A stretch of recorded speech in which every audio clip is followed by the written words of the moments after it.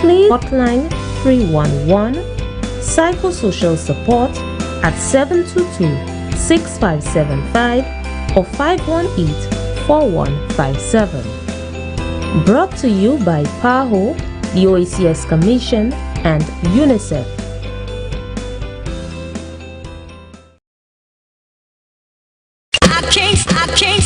I can't stay.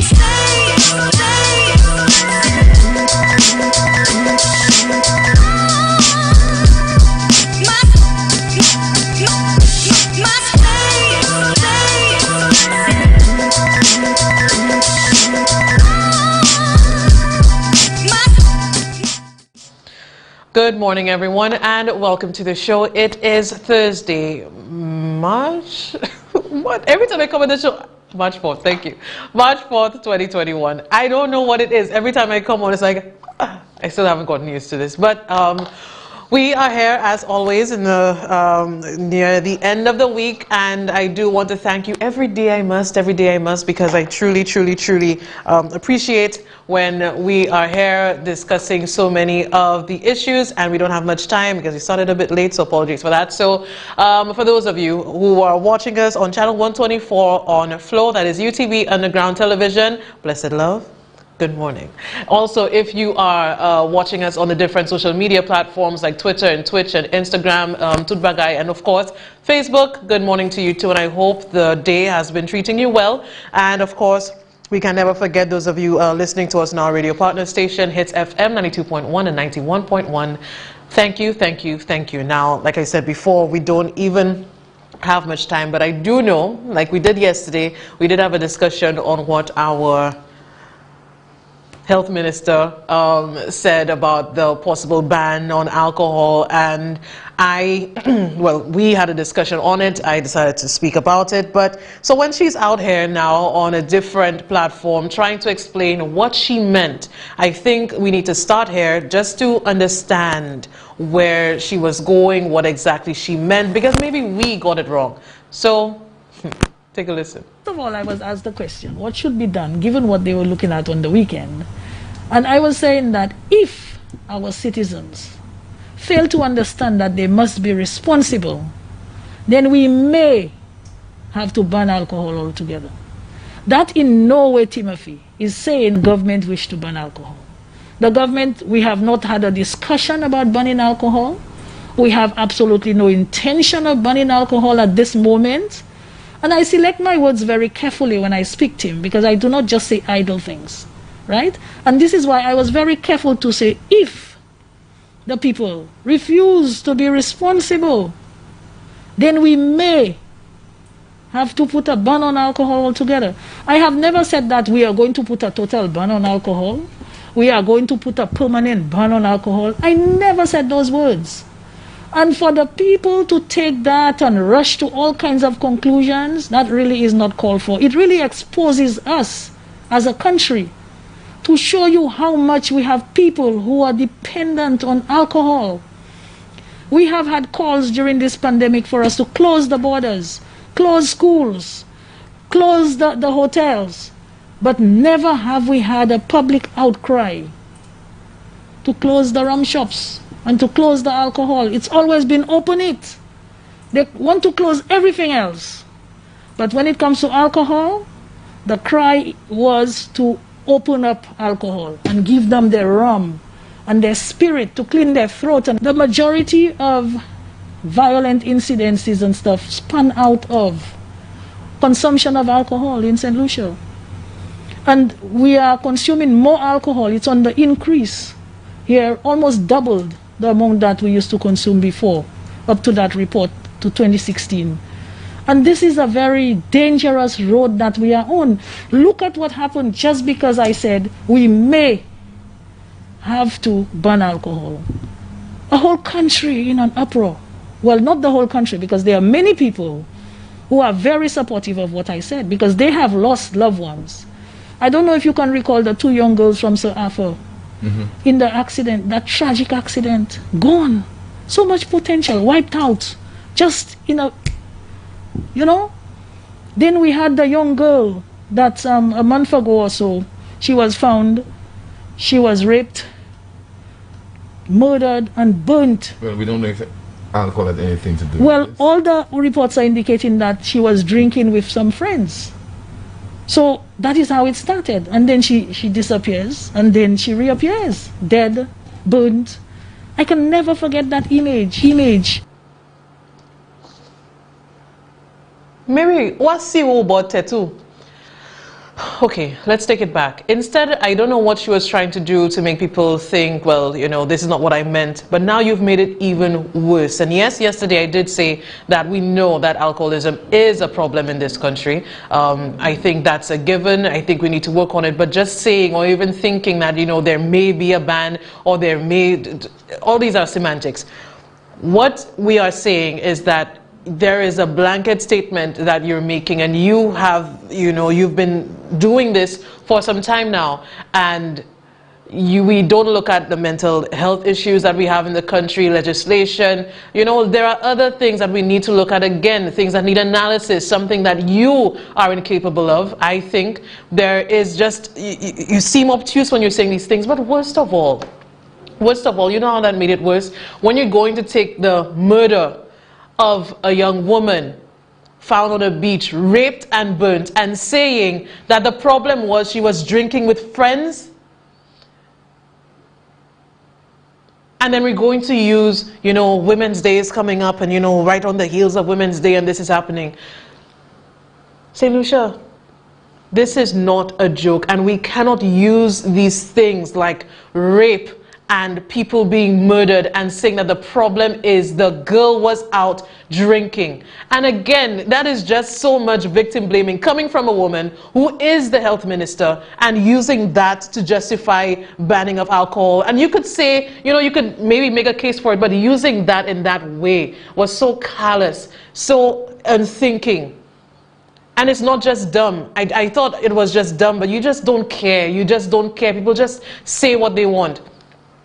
Again, I don't care if I say it too much. The word is empathy. How can you sit there and tell somebody, and tell a young women, that the problem is don't go out drinking because you might get raped, and not the rapists themselves? That's the issue. The rum, that's the issue. People going out and having some freedom. You know, Mary, Sotila.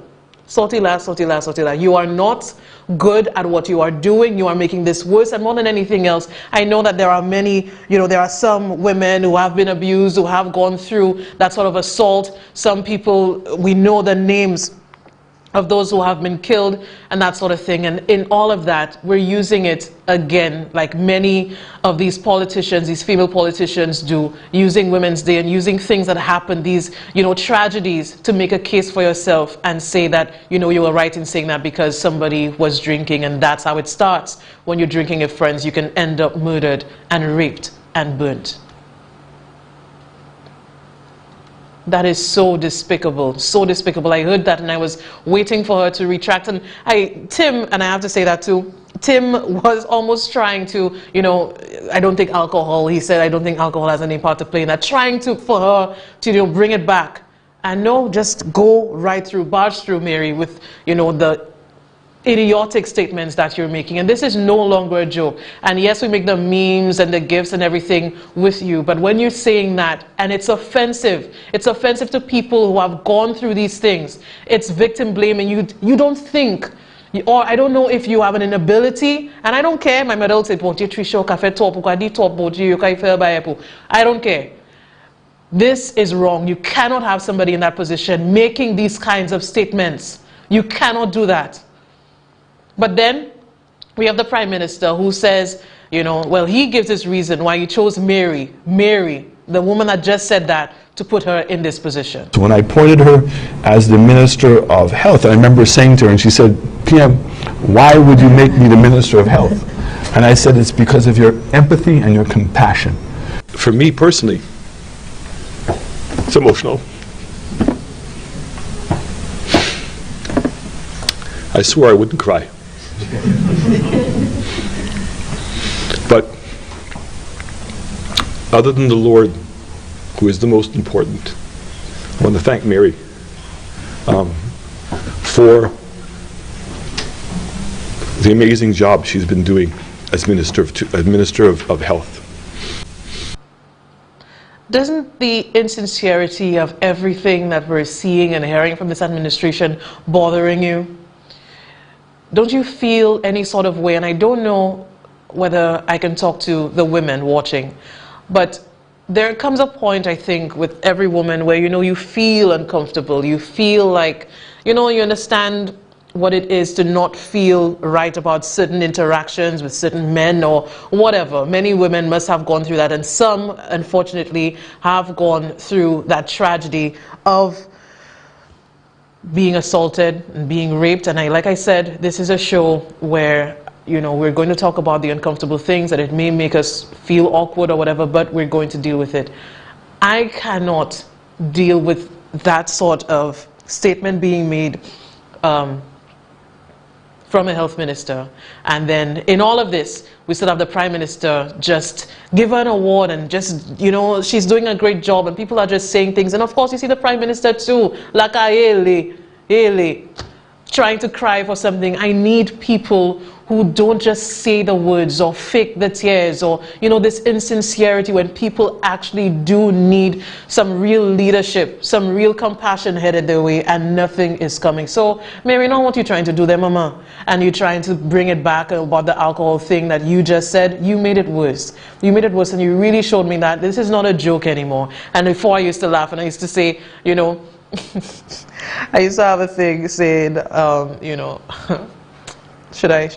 First person to do something, or last person to have a race or whatever. Normally people say back in the day, you know, you're a bomb kaka. Now I say you're a Mary Isaac, because, you know, well, that's what she's saying. So for me, that's an inside joke with my family and, you know, on my social media groups. But it was a joke really to me. But now, when I'm really looking at this, this is what we get. This is what we get, Senusha, when we just vote for people based on party colors and no real thinking and analysis of, you know, what their traits are, what are they good at?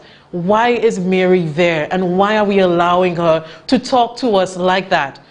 But in all of this, I also found it interesting when Timothy, in his New Spin program yesterday, asked her certain questions like, what would she do differently? Take a listen. What would you do differently as Minister of Health in terms of our response to COVID-19, if you had the chance or the opportunity to do so? I would have liked to see that we had more restrictions on movement of people, especially coming from Martinique. I would have liked to see that, because I believe that was one of the main problems. The people, because Martinique had a lot of cases, and we were we've never stopped allowing our people from traveling back and forth. It's just that they have to inform the Ministry of Health, and they have to be on a list, the boat comes, and so on and so forth. And it's not Express Diesel, it's a smaller boat. So for medical purposes and things like that, we would allow people to come and go. But at the same time, you have the occasional person that uses any excuse to jump over there, if it's Martinique Carnival or whatever, and they're on the list and they go and they come back. And then we know of the back door. You understand? So if we could have policed that better, and to put stricter measures so that people coming from that area that was so infected, to prevent more people from coming into St. Lucia. We have a situation where almost on a weekly basis we hear of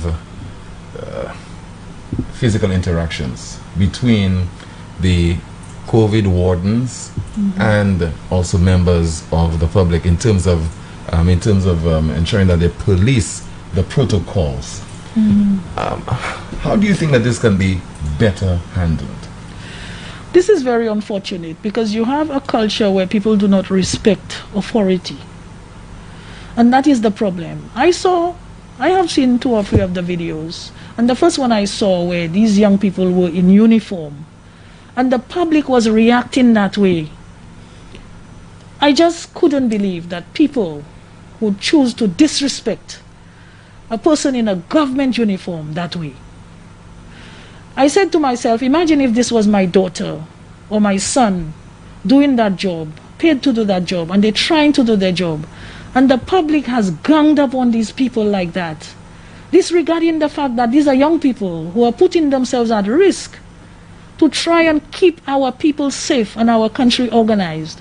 And to see that happening, and some people have no respect at all to take it and put it on social media, and it's going all around the world. That is very unfortunate, Timothy. You know? But I think that we have to learn to respect authority a little bit more.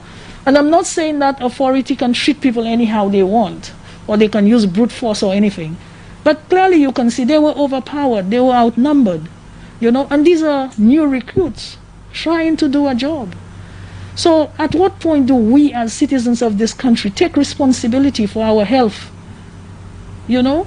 So I would have liked to see that the St. Lucian public come on board and really help these people to do the work that they were supposed to do. But apart from your observations, do you think that we're going to portion any blame at the feet of the COVID-19 wardens, because you're saying there are new recruits, and people have been asking, you know, the level of training, whether it was in-depth, the length of the training that was provided to them? That may be so, Timothy, but at the same time, you've seen the abuse, you've seen the reaction to them, you've seen the lack of cooperation with these young people, you know, and to me, that is not called for, that's not warranted.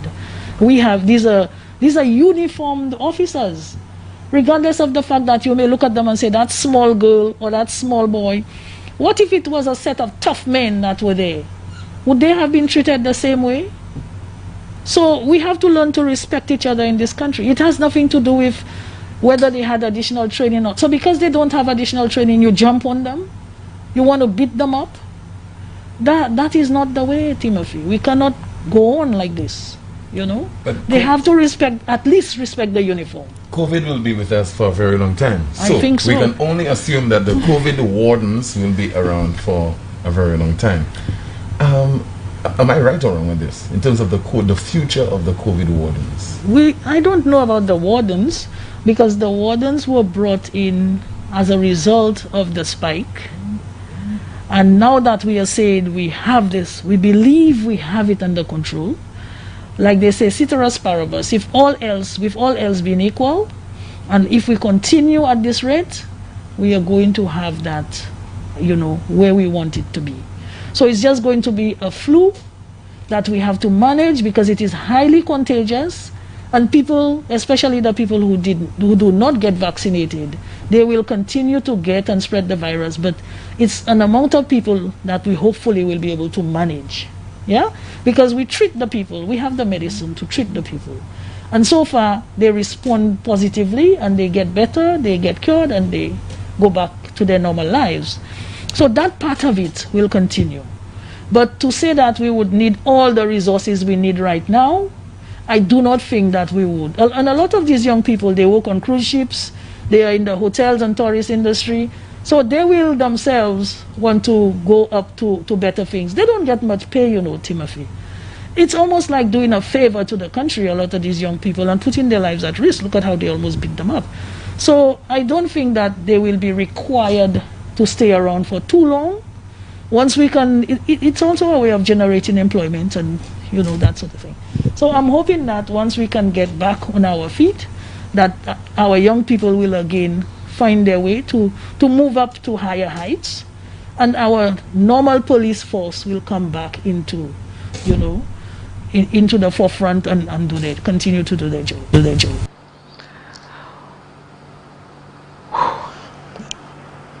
We say, and we've seen, the Prime Minister lying, and you can use euphemisms like he misspoke, or maybe he didn't know, or whatever else people want to use as an excuse. But the Prime Minister has lied, and we've seen him, we've caught him many times red-handed. But, you know, with Mary doing that, and she's saying things like the COVID wardens were overpowered and people taking advantage of them, and there's a lack of cooperation and the public just ganging up on them. While she's saying that, we're actually seeing the footage of what is actually happening. We've seen 5 videos that have gone viral, not showing anything of the sort, while Mary continues to lie. And that is our health minister, and that is what we put there.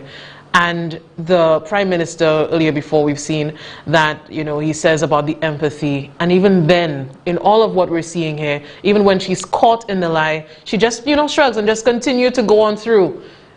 It's like a madness. And I think too, even with the dull expression and the dead eyes and everything else, you just think that maybe she just doesn't know. No.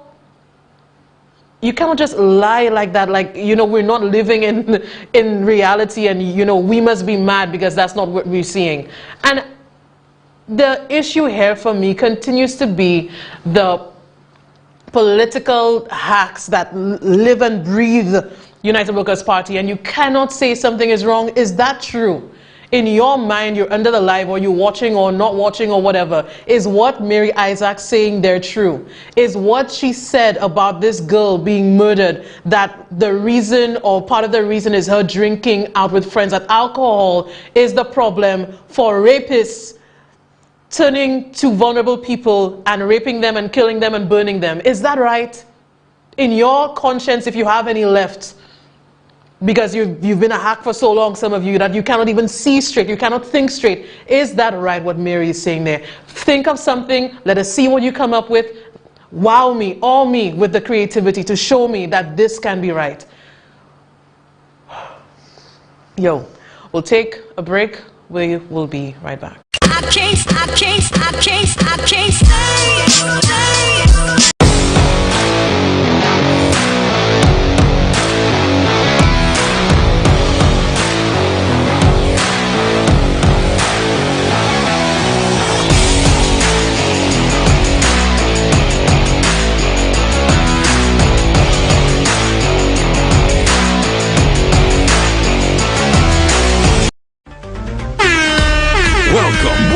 Welcome to the entertainment nation on steroids. UTV and Hits FM, sinking the eyes and the ears of tomorrow today.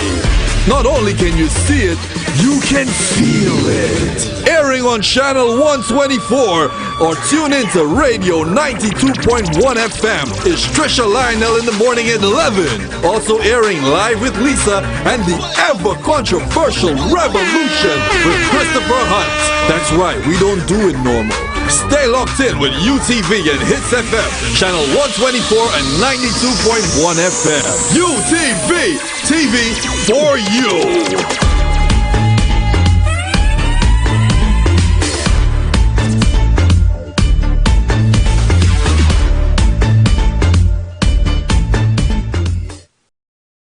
Boom! Back it up, gal. Back it up, gal. Back it up, gal. Back it up, gal. Yo, you don't know it's the one and only Freezy here can begin up UTV, Underground TV. Madras. I can't stay. Welcome back to the show. Thank you very much for staying with us.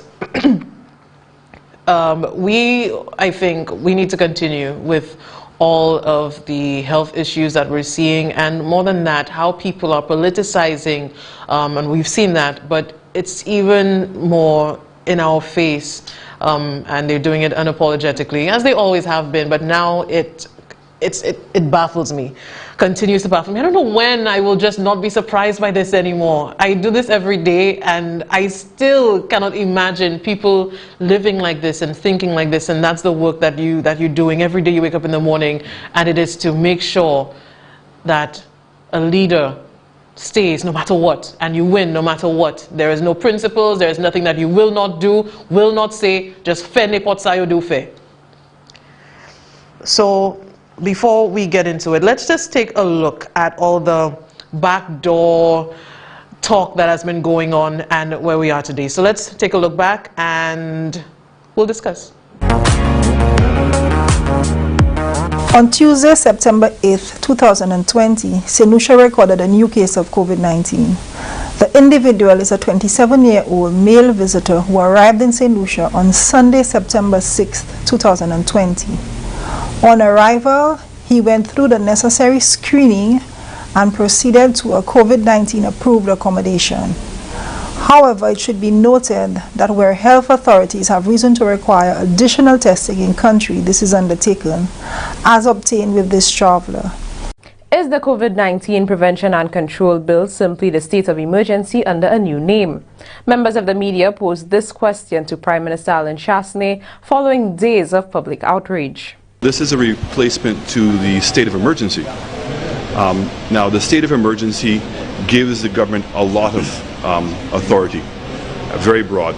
And we've always said that we've used this state of emergency specifically for COVID.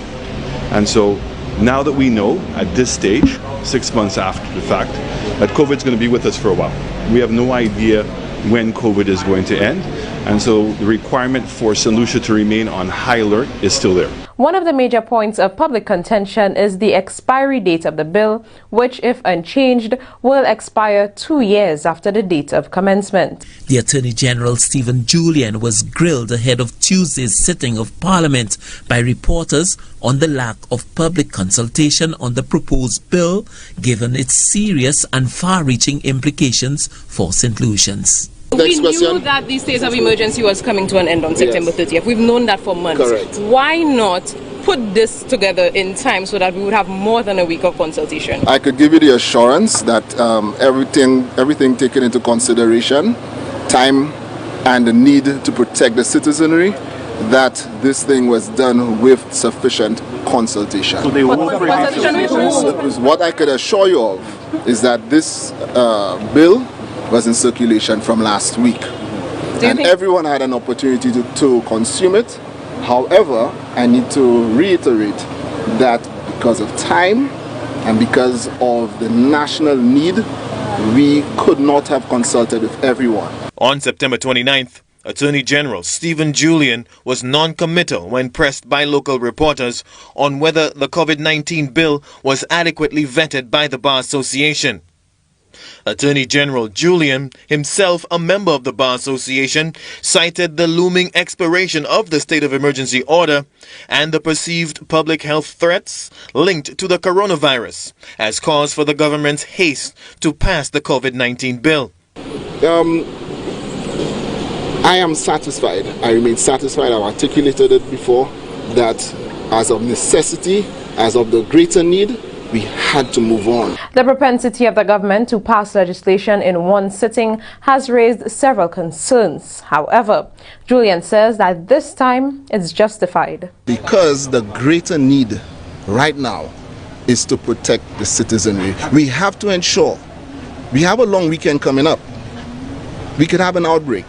Right now is to protect the citizenry. We have to ensure, we have a long weekend coming up. We could have an outbreak. On Saturday, October 10th, 2020, St. Lucia recorded a new case of COVID-19. The individual is a 48-year-old male national who accessed care at one of the respiratory clinics. He was placed at the respiratory hospital for care. As per protocol, he was swabbed and tested for COVID-19 and the test results returned positive.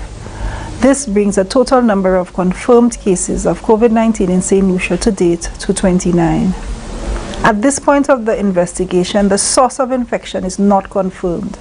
The epidemiology unit of the Ministry of Health and Wellness has commenced contact tracing immediately in the communities. This process would aid in determining the source of infection. Commuters on public transportation on the Castries to Vieux-Fort route are asked to pay particular attention to the following. The Ministry of Health is requesting that anyone who traveled from Vieux-Fort to Castries route via minibus M481 during the period Monday, September 28, 2020 to Friday, October 9th, 2020 to report to the following respiratory clinics for assessment and possible testing. The Leclerc Respiratory Clinic today Saturday, October 10th, 2020 from 12 p.m. to 4 p.m. and tomorrow Sunday, October 11th, 2020 from 8 a.m. to 4 p.m. Let us deal with the reality. We have our worst fear. Someone has been affected, we believe, which started from somebody coming in through the back door. That person has waited a fair amount of time and could have affected other people. The person who came in, who affected this person, may be affecting other people. That's the reality. backdoor. See exact. We have our worst fear. Someone has been affected, we believe, which started from somebody coming in through the back door. The Prime Minister,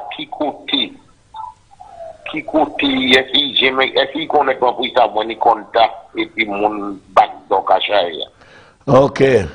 All right. So when you contact mun back door, police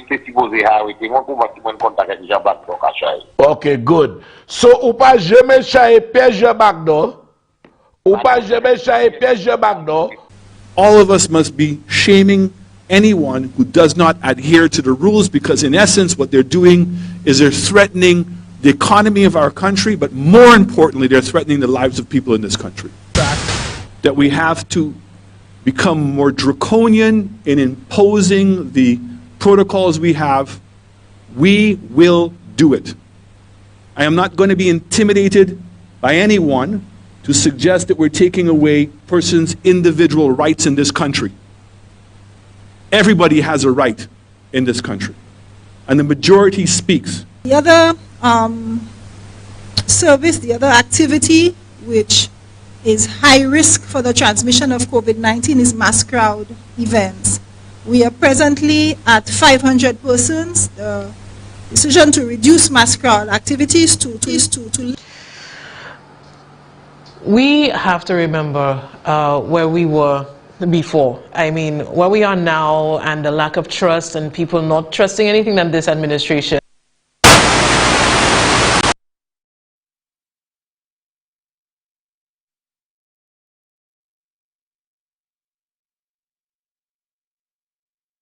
So, Mr. Speaker, even in recent times, those same persons who say they want to care and we're all concerned and want to know why is it they have more deaths in St. Lucia than other places, but they knew the answer. The justification that they had for talking to Ambassador Jufali was to do what? To create a diabetes center in St. Lucia. And what was the justification for creating this diabetes center in St. Lucia, Mr. Speaker? Because we had the highest per capita rate of diabetes in the Caribbean. Well, we're number 34 in the world. And we're among several other islands in the Caribbean. But when you have persons, and we knew it from day one, Mr. Speaker, from day one, it was said, when we saw what happened in Italy, when we saw what happened in the UK.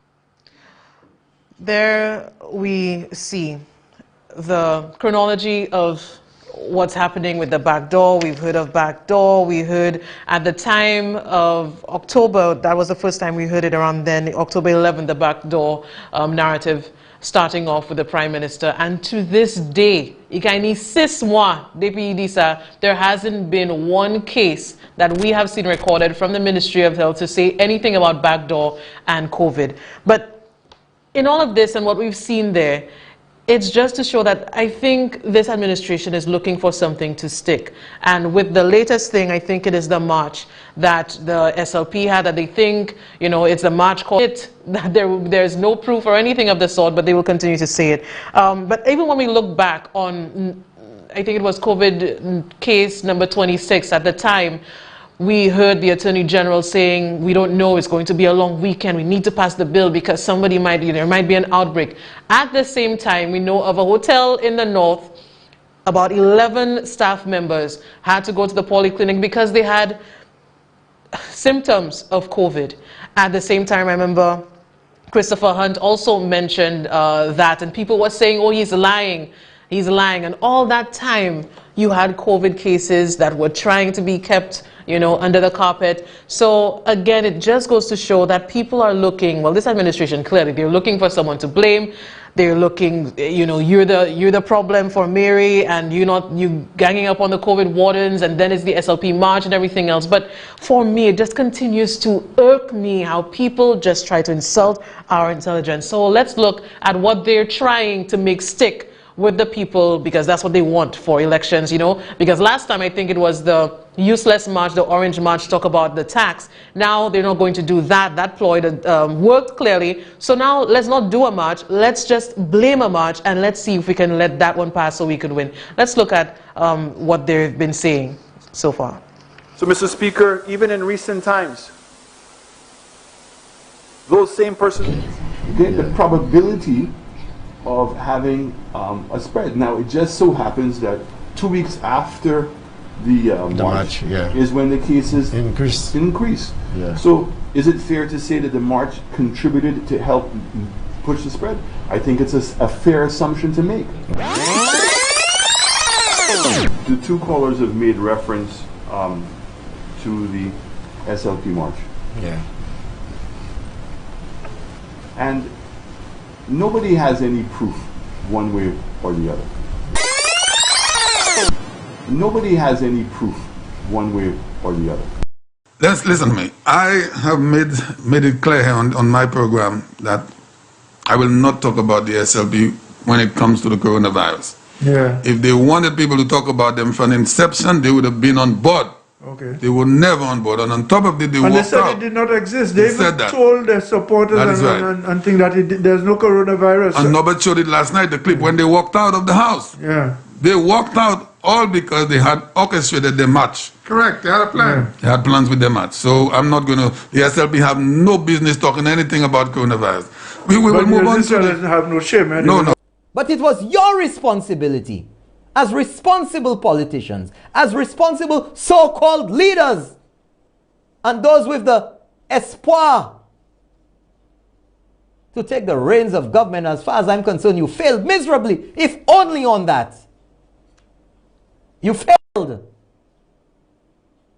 by taking the reckless decision. You see people in the middle, at the center of the virus, holding a banner that states St. Lucia has no COVID-19. Those people that were carrying that banner should have been ashamed up until today. As per the SIs that has been published, the Labour Party has also broken the law, because the SIs clearly state, and also the regulations, the guidelines, that mass gathering should be no more than 500 people.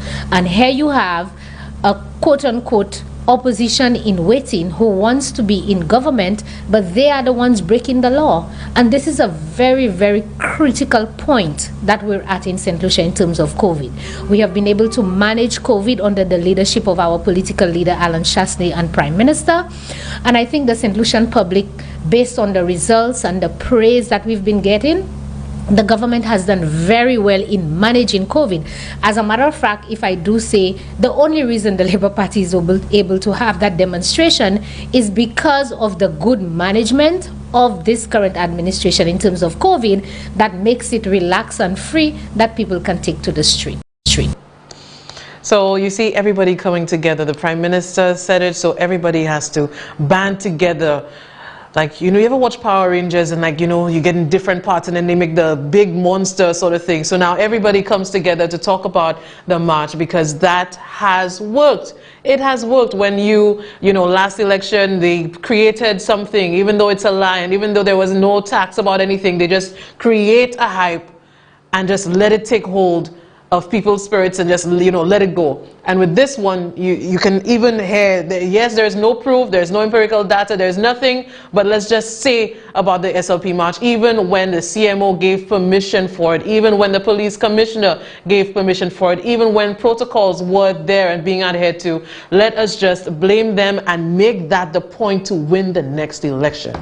And you can see that happening. So the question really is, these people, you have some, you have fair, you can't continue fair, but will we fall for it as a country? Now, I'm sorry guys, but we need to do it, because that is our health minister, and yes, she spews madness, but we need to listen to what she's saying. And when you have her also jumping on the bandwagon and really just saying the most ridiculous, idiotic, baseless things, just listen for yourself. Where did the Ministry of Health go wrong as far as the island's handling of COVID-19?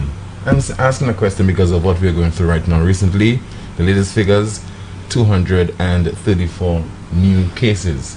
Certainly that is not something that's indicative of remarkable performance on the part of the Ministry of Health. What kind of defense you have for If this? you look at the figures, that is over a 2-week period. So what is the average there?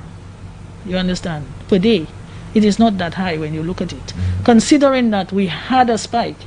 And the reason why our figures shot up so much, we all know it is because of that match that took place. We all know that. There is no getting around that, Timothy. There's no other excuse for the spike.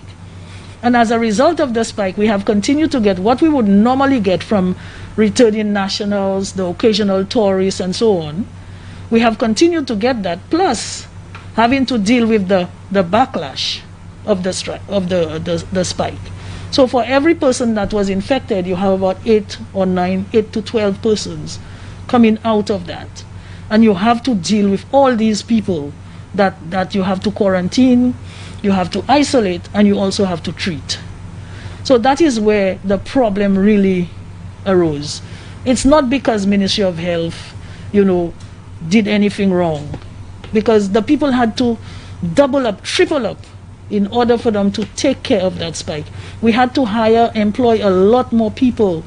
That is when we brought about the bracelet, the Amber Alert, and we realized that, hey, we cannot keep, government cannot finance quarantine for everybody and isolation for everybody. That is where we really had to, face the music to say we have to even isolate some people in their own homes. And you said, we all know it is because of the march, referring to the It was because of the march, Timothy, definitely. Okay, what is the evidence? How do we prove that it was because of the march? We could all make the assumption, but what is the evidence to prove The it? evidence is that in most other countries, you would see that when they had an event like that, then they themselves would have a spike. Also, we cannot account for any other event of that magnitude that took place at that time. And the spike occurred immediately after that match. I am sure that having gone through that... When you say it occurred immediately, but people, we've heard officials as well saying that it would have happened after, after the festive season. Not after the match, which was a few months before the festive We season. had a spike after the match. And now, after the Christmas season, we have another little spike. But it's not as big or as bad. And that spike, the spike from the match, was still ongoing. Then you got the little Christmas spike, which we were expecting. Because even for Easter, you would expect that, given that we have our borders open, we allowing our people to come in and everything else, we have opened up even the alcohol, that you will have an increase in, except if the vaccine has kicked in. And we are hoping that that has happened. But a small spike we expect every now and then. But something as big as what happened after the match. You see, even after the Christmas holidays, we didn't have such a big spike. So that tells you there was an activity or an event that created that big spike. But I've not heard this from the chief medical officer. She'll never tell you that. Because you see, she relies on empirical data, scientific information. And there is no scientific way that we can prove that. The event has happened, it's passed, and we cannot prove that. Unless you want to host a similar event, which would not be tolerated at all. You understand? So that is almost impossible to say for a fact. But the probability of that being the case is, you can say, almost 100%. Okay, but I mean, that's being political. No, I'm not being political, Timothy. But don't you think, I mean, we're contradicting ourselves when we say follow the science, and a situation of that nature, to prove it, we're just making an assumption and say it's a gut feeling. The science that we are following is not St. Lucian science. Remember that. The science we are following is WHO science, PAHO science, CAFA science. I'm talking about the science in attributing the spike to the SLP march. if we had the instruments or the wherewithal to do that sort of analysis in St. Lucia, I am sure we would be able to come up with it. And you know, when you are looking at empirical evidence, you have to set it up so that at the end of the day, you know, you put ABC in place and you expected to get EFG, right? But that didn't happen. We didn't do that. So that, as a result, we cannot come up with empirical evidence to show, you know, after the match we had that spike, and after Christmas we've had a smaller spike, you know, that sort of thing. That we know an event caused the spike. Don't you think that will only cause the opposition and its supporters to be very defensive as far as your perspective on this particular issue, considering there isn't any empirical evidence in this? Timothy, it should cause the opposition to be more careful. It should cause the opposition to caution their people when their people are doing the wrong thing, when their people are endangering the lives and safety of other citizens of St. Lucia. That is what it should cause the opposition to do.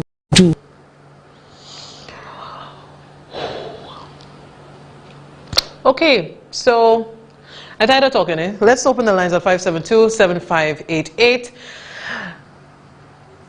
Where to even start? I mean, there's no scientific way. The CMO will never come out to say it because the CMO relies on empirical data, empirical and stats.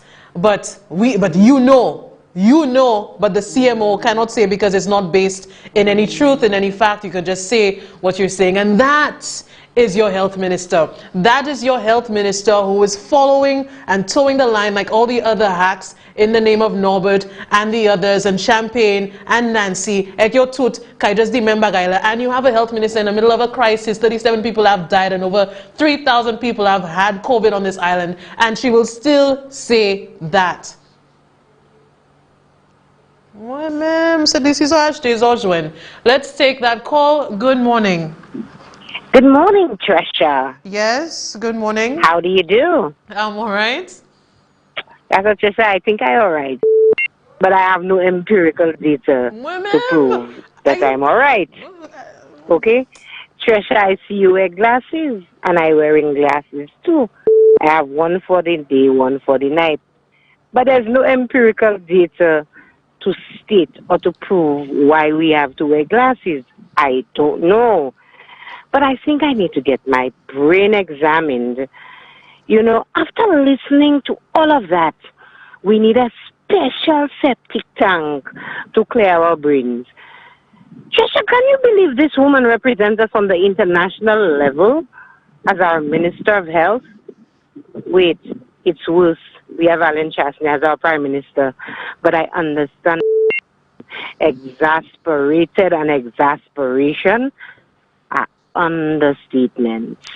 Tresha, tomorrow is Friday, the weekend.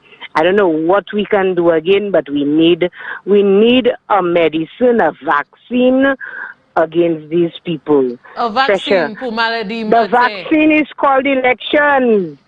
No, we need the date so the vaccine can be administered. Have a good day, Tresha. Right. Whatever is good about it. Bye-bye. Thank you. Take care. We have a call one time. Let's take that other one. Good morning. Good morning, Trisha. Good morning, sir. How are you? Well, as I'm voting, Mama people do want voting. Swear moon take out the lot pay. I could save any missile put do from Sapali. I cannot believe. I will never believe. Now when the killer call from Sale, she say they call.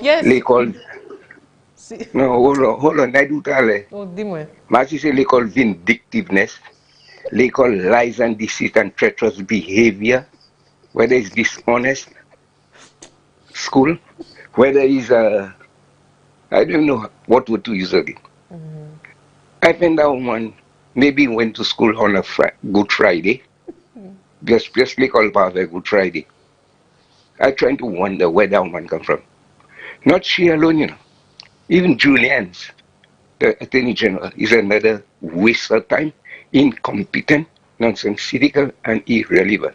Your own people who you are bar association. telling you they never receive nothing. And you are the one coming and say, because of the lateness. Let me tell you, let me ask Julian a question. Julian, are you aware when you all make that thing, that law, that was discussed between you, Shasney, and others, and Lamborghini, what do you call them, the Liars Organization? What's the name again? Buddhists are trying to, the same thing that has helped them to do whatever they are doing. Buddhists, two lions, I forget the name, but you know what I'm talking about. I think it's 3 of them or 4 of them or whatever it is that came together and formed that line. That's why you are hearing election have to be postponed and he put that into 2 years. But I'm telling whoever give him them information to do what they are doing, there's a God in heaven. There's a man they call Karma.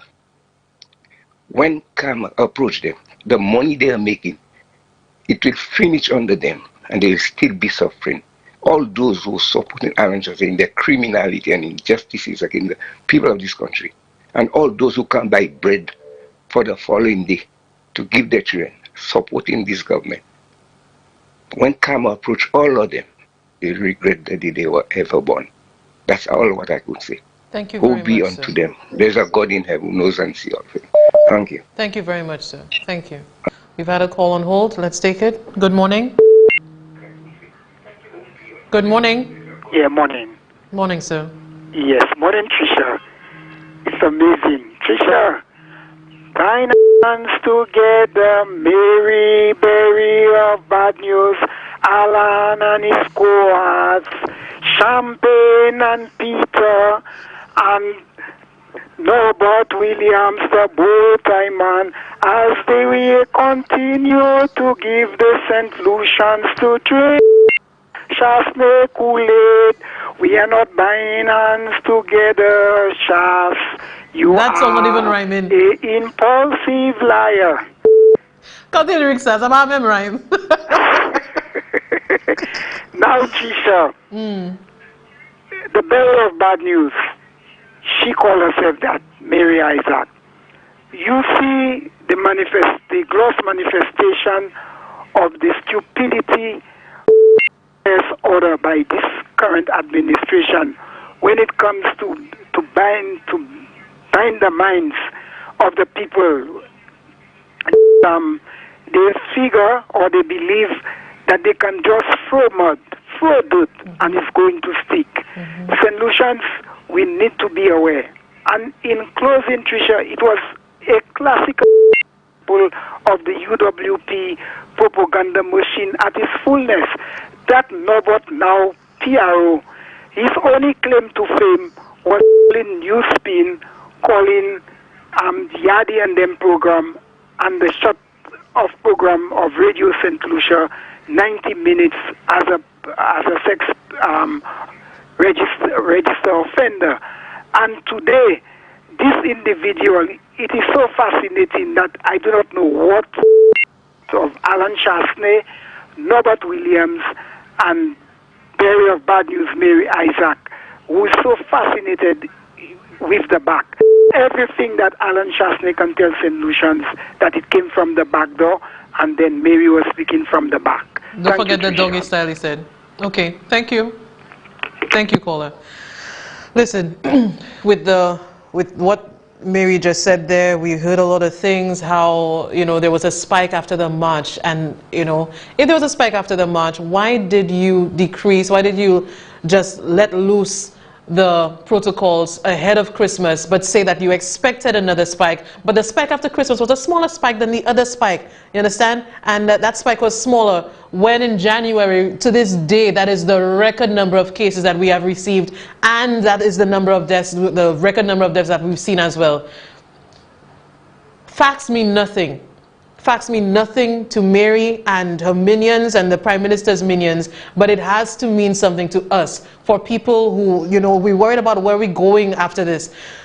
Let's take that call. Try to make some time for the calls. Good morning. Hi, good morning, Tresha. How are you? Good morning, sir. Okay, I just want to make a contribution towards the program. And first of all, I want to comment on a question posed by Timothy Poleo to Mary Isaacs. And it had to do with authority. Do people respect authority? And Mary's response was, people don't respect authority. That's what she said, right? As far as I can recall. But, you know, I am one person who really believes in leading by example. And I would like to ask, how many of our leaders are really respecting authority? Right now, in this present government, how many of them, our leaders, are really respecting authority? You can help me, Trisha? No, Masaya Dola Piesa. Wow, that's sad, eh? Very. Because, to my understanding, our constitution is the ultimate authority of the land. Am I correct? Yes. And almost on a daily basis, our leaders, our politicians, our ministers of government, they are disrespecting the authority led by the Prime Minister. So many situations where the Prime Minister has totally disregarded our constitution and he does what we want. He said that he does not listen to what people have to say. So there are people in authority that he don't listen to. So I don't understand what Mary is referring to as our leaders, our people don't respect authority. You have to lead by example. But she's leading from the back. Pardon? She's leading from the back. She's leading by example. But, you know, our people are behaving the way they're behaving right now. It is because of the lack of respect for authority by our leaders. And that is the problem we have in this country. So if Mary will say that our people don't respect authority, it is because our leaders don't respect authority. And they don't... Hello? Yes, go ahead, sir. And let us respect authority by recognizing what our constitution is, what that leads us. Our constitution is what that is guiding us. And if our leaders, those we elected to lead us by respecting authority, and they're not doing that, what you expect? You know? Yeah. Now, she said something else. Timothy asked her another question about the CMO. And her response was, she goes by empirical data. Right? And then she also said, you know, the science that they follow is the science put in place, so to speak, by the WHO, the World Health Organization. Isn't that what the CMO is supposed to be going by? That is what the CMO is supposed to be going by. You know, what the science says. You know? But they totally disregard the CMO, you know, and I have reasons to believe. It's wrong, but I have reasons to believe the reason why the CMO is missing in action literally is because they're disregarding the guidance and the input of the CMO. You know? Yeah. I mean, I just don't understand how our leaders, how our ministers of government operating. And we expect our people to cooperate. Very good point, caller. Very good point. You know, the people know, everybody is disgruntled, everybody is frustrated. You know, just because of the behavior of our leaders, of our politicians, our ministers of government. Yeah. You know? But we need to do better than that, you know. And I cannot wait for these people to get out of office. You know, they've given they have not given a good account of themselves, and they need to go. Thank you very much. Sir, thank you very, very much. I appreciate your contribution. I think we've had a call on hold for a while now. Good morning. Good morning, Tresha. Hi. Very quickly, I think you're our last call. Yeah. Tresha, if we were not living in St. Lucia, we could, or we may have believed Mary when she said stuff like,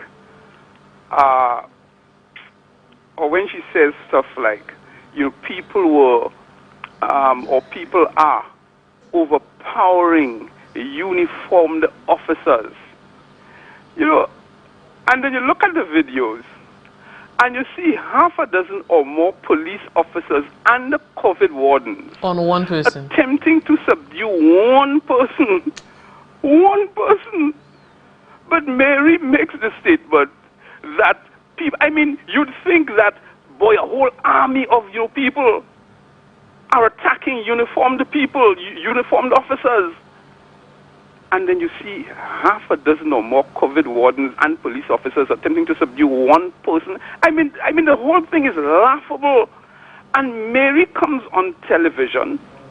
She speaks to the media. And with a straight face, she says these things.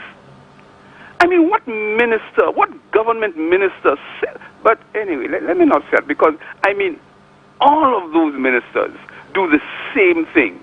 They appear on television, they speak to the media, and with straight faces, they make those statements. And they're destroying the country. They're engaged in all types of scandals, all types of stuff going on. Our GDP debt, our debt to GDP ratio is now at 102%, and they keep talking all of this foolishness, and they expect us to buy into it. They expect us to swallow it hook, line, and sinker. Come on. Thanks, Tresha. Thank you very much, sir. I think in all of this, we come here every day and we do have these discussions, and Mary, there are no bounds. There is the standard, the bar is on the ground. There is nothing left, I think, if this is what we have to show for ourselves. And if we insist on putting it back for another 5 years, if that happens, to be quite honest with you, I think, it's on us. St. Lucians will want, and we do have a democratic system. If we have elected Mary again, if we've elected the system that put her in place, thinking that she and people insisting, the Prime Minister, and all of what is being said and all of what Mary has said and will say in the future, they will insist that she is doing a great job. If we too think that an administration that believes in Mary in such a way will give her another second chance, and we want to go with that, then you know what? The power is in our hands. That's what we will decide. And when the time comes, we will see really Kosevel Nuhai Wive. And we've come to the end of the show, but I have to tell you, listening to that entire thing yesterday, I did appreciate Timothy's questions to Mary, I have to say that, but these responses that Mary had there, it is really showing us where our leaders are, what they're thinking, and what we have experienced and what we are to expect. We're expecting worse. What we getting here, and all the lies and the deceit and the that callous sort of nature we're seeing, not just in her but in the other ministers here, that is a problem. And I have to say, whereby Sarah Mary D about the girl that was killed and everything, that one touched me so much, because I think that's just the dumbest thing that you could ever see, especially as a health minister, especially as a woman in Women's International Month, to say that. We have come to the end of the show, everyone. I want to thank you, as always, for the continued interactions and the discussions. We will continue to have them as honestly as we can. We are running away from nothing. Okay, and hopefully I'll see you same time, same place. But until then, have a good one. I can't